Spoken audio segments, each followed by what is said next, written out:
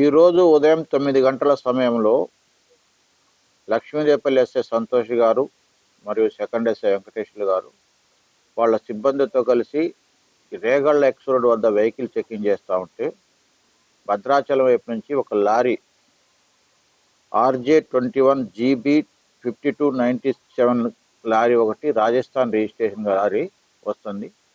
దాన్ని ఆఫ్ చేసి చెక్ చేస్తే దాంట్లో గంజాయి ఉన్నది.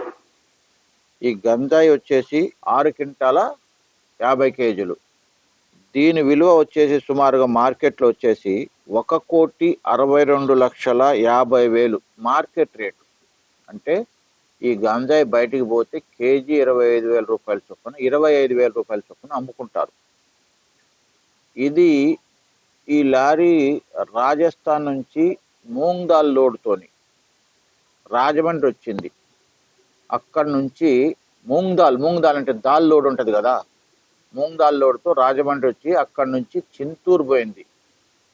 ఈ నేరస్తులు ఫస్ట్ సుందర్రామ్ అనే ఒకతను రాజస్థాను, సుందర్రామ్ అనే ఆయన లారీ డ్రైవరు, ఈ సుందర్రామ్ లారీ డ్రైవరు ఓనరు, అదేవిధంగా సురేష్ అనే వ్యక్తి క్లీనరు.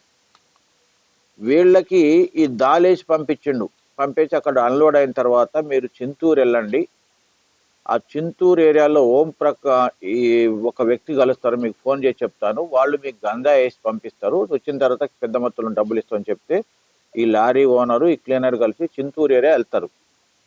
అక్కడ ఈ గంజాయి ఇచ్చే వ్యక్తులు ఒక 2 రోజులు వీళ్ళకి దొరకరు అన్నట్టు.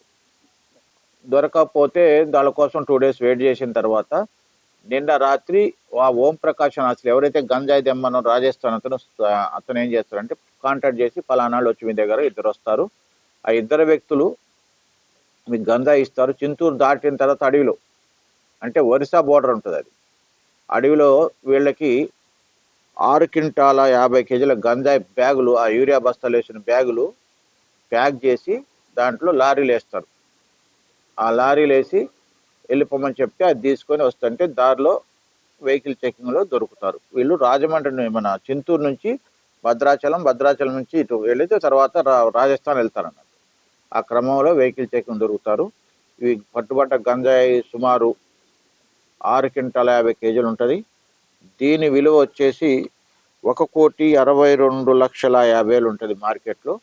ఈరోజు వీళ్ళ మీద కేసు రిజిస్టర్ చేసినాం, అరెస్ట్ చేసి కోర్టుకు పంపిస్తాం. గవర్నమెంట్ పాలసీ ప్రకారం, స్టేట్ గవర్నమెంట్ పాలసీ ప్రకారం గంజాయిని ఎట్టి పరిస్థితుల్లో కొత్తగూడెంలో కానీ కొత్తగూడెం పరిసరాల్లో కానీ సేవిస్తున్నా కానీ లేకపోతే ట్రాన్స్పోర్ట్ చేస్తున్నా కానీ ఉపేక్షణ లేదా వీళ్ళపై గట్టి